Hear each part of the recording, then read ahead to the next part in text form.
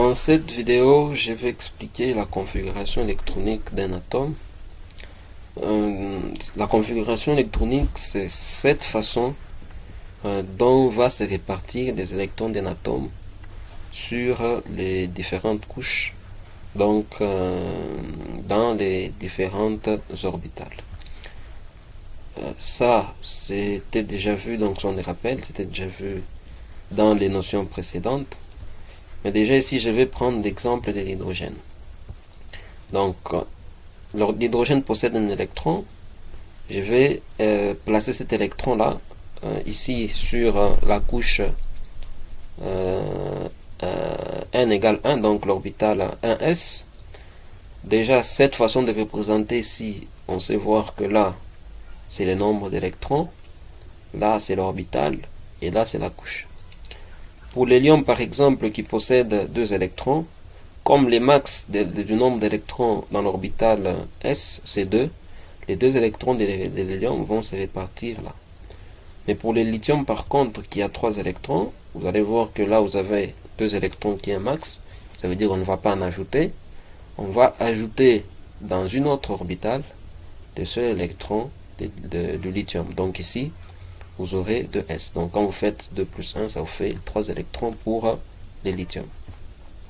Mais comment placer tout ça? Il y a des règles qu'il faut respecter, que nous allons essayer de voir déjà. Donc ici vous avez la première règle, c'est la règle de Kleczkowski. Cette règle va vous donner l'ordre de remplissage des orbitales électroniques.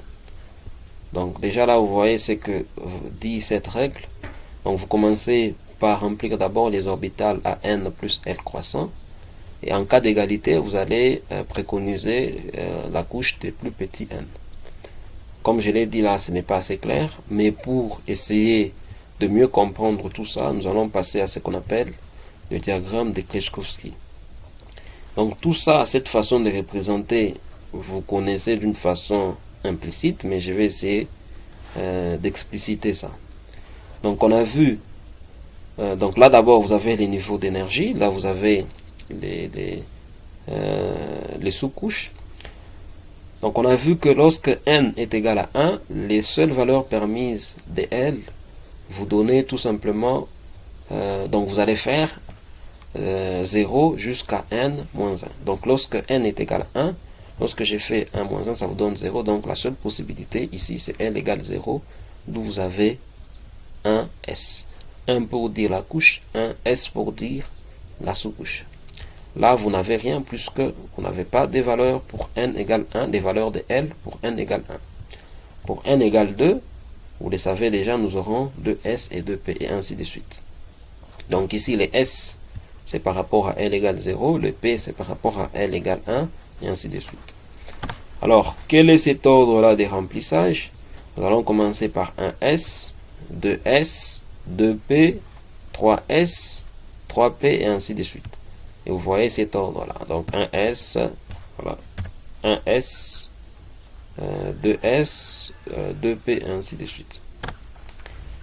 Voilà, nous allons passer à la deuxième règle, c'est la règle de Hund. On prend un exemple de l'atome de carbone qui a 6 électrons. Ici, nous allons donner sa configuration électronique en suivant, bien sûr, la règle de Kleczkowski. Et ici, nous constatons que l'orbital P n'a que 2 électrons. Mais nous avons vu que les maximums d'électrons qui peuvent être localisés dans l'orbital P, c'est 6 électrons. Alors, pour mieux comprendre cette règle-là, nous allons passer à ce qu'on appelle les cases quantiques. Donc ici, pour la première sous-couche, vous avez un maximum de 2 électrons. Nous allons les placer là. Rappelez-vous, ici c'est la position up, la position down. Donc cette case quantique, elle est remplie. C'est bien évident pour l'autre.